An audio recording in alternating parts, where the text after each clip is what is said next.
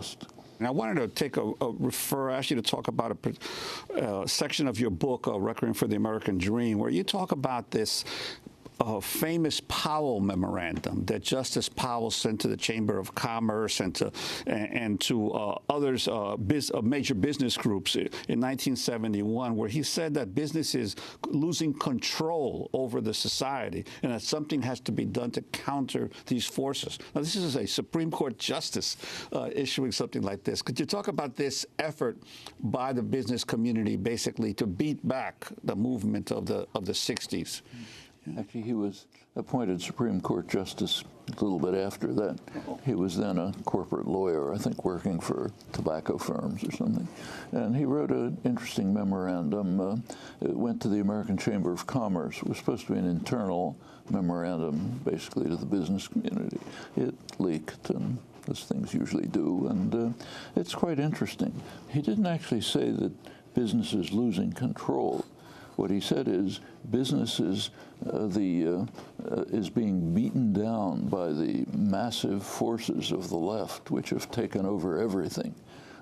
He even mentioned the devils who are leading the campaign, Ralph Nader with his consumer safety efforts, Herbert Marcuse, who's mobilizing the students to carry out a revolution, and they've taken over the media, they've taken over the universities, they're practically in control of the whole country, and meanwhile the poor, embattled business community can barely survive under this incredible assault. It's a very interesting picture. The rhetoric should be pay attention to the rhetoric. It's kind of like a spoiled 3-year-old who expects to have everything, and somebody takes a piece of candy away from him, they have a tantrum, the world's ending. Now, that's pretty much the picture. Of course, business was essentially running everything, but not totally. There were democratizing tendencies in the 60s. Public became more engaged in public affairs. It was considered a serious threat. So he calls on the business community to defend ourselves from this monstrous attack. And he says, look, after all, we're the ones who have the resources, we have the funds, we're the trustees of the universities, we should be able to protect ourselves from this assault that's wiping out the American way, business and so on. That's the Powell Memorandum. And indeed, the lesson was understood, not just listening to him. There was a reaction to the activism of the 60s. The 60s are often called the time of troubles. They were civilizing the country. That's extremely dangerous. But no less interesting than the Powell Memorandum is another publication that came out from the opposite side of the mainstream political spectrum, the book called The Crisis of Democracy, published around the same time by the Trilateral Commission. That's liberal internationalists from the 3 major capitalist centers, Europe, United States, and Japan. The political complexion of this group is illustrated by the fact that they almost entirely staffed the Carter administration. That's where they're coming from. The American rapporteur, Samuel Huntington, professor at Harvard, the well-known liberal intellectual. What's the crisis of democracy? Pretty much the same as the Powell Memorandum. They said there's too much democracy. People who are usually passive and apathetic, the way they're supposed to be, are pressing their demands in the public arena, and it's too much for the state to accommodate. They didn't mention one group, corporate interests. That's the national interest. These are the special interests. And they called for more moderation in democracy. They were particularly concerned with what they called, this is their phrase, the institutions responsible for the indoctrination of the young. Universities, schools, churches, they're supposed to be indoctrinating the young, and they're not doing their job, as you can see from all these kids running around calling for women's rights, ending the war, and so on and so forth. So we have to have better indoctrination of the young. They were also concerned about the media. They said the media are becoming too adversarial.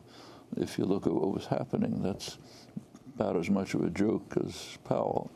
And they said if the media don't control themselves and discipline themselves, maybe the state will have to move in and do something about it. This is the liberals. This is the liberal end of the spectrum. You take these two publications side by side. They differ rhetorically.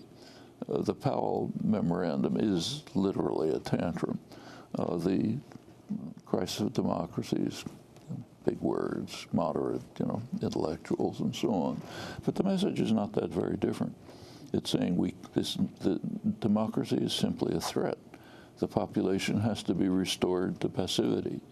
Then everything will be fine. In fact, Huntington, the American rapporteur, says kind of nostalgically that Truman had been able to run the country with the cooperation of a few corporate executives and Wall Street lawyers. That was the good old days when democracy was functioning. You didn't have all these demands and so on. And remember, this is the liberal end of the spectrum. Then you get the Powell memorandum, which is the harsher end, and rhetorically, literally, kind of like a tantrum. And it's within that framework of thinking, which they didn't initiate, they articulated, that you get the neoliberal reaction of the past generation, which on every front, including education, economy, undermining of the functioning of political democracy, all the factors that have led to the disillusionment and anger of the people who end up being Trump voters, voting for their class enemy. It's worth remembering that these people have just concerns, very serious concerns. It's revealed by some pretty remarkable recent revelations. You've seen them, probably sure reported on the quite remarkable fact that mortality is increasing among middle class, lower middle class, working class white Americans, middle-aged white Americans. That's something unknown in developed societies. Mortality keeps declining. Here it's increasing, and the roots of it are what are called diseases of despair.